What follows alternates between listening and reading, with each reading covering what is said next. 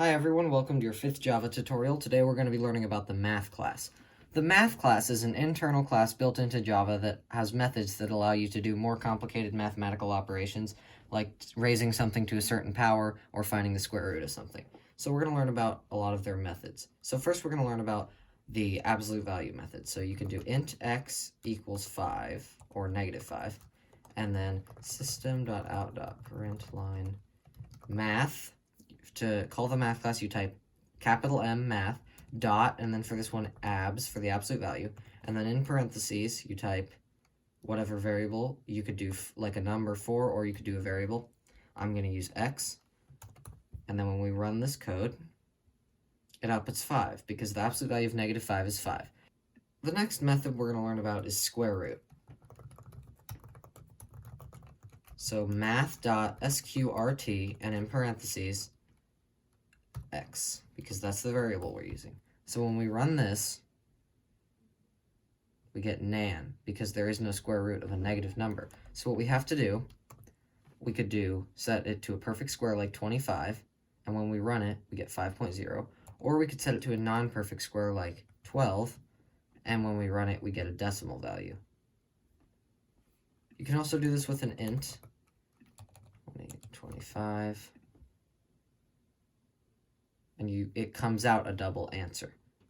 So if you want it to come out an integer answer, then before you do math.square root, you have to write int in parentheses in front of it. And then it will output 5 without the decimal point. The next method we're going to learn about is math.round. So math.round rounds a number to the nearest whole number.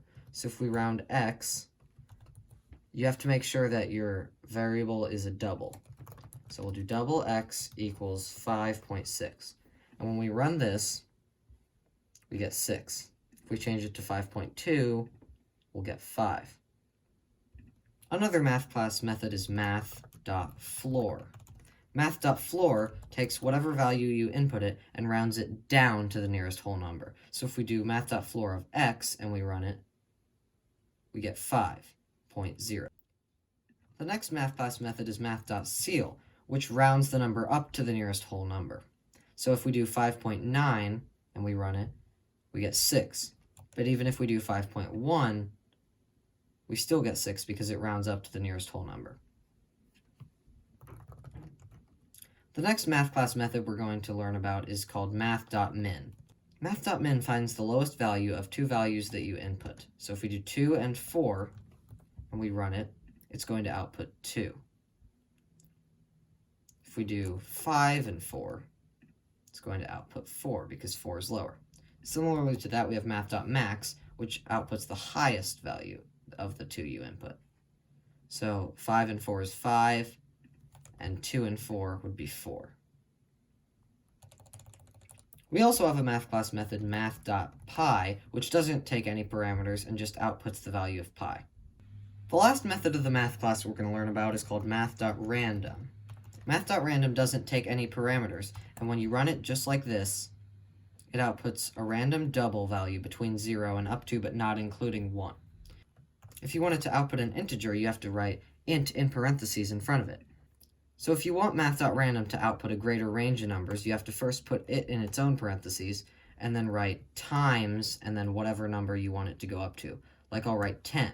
But that's only going to go up from 0 to 9. So outside of that parentheses, you write +1. And then when I run this, every time it'll give me a random number between 1 and 10.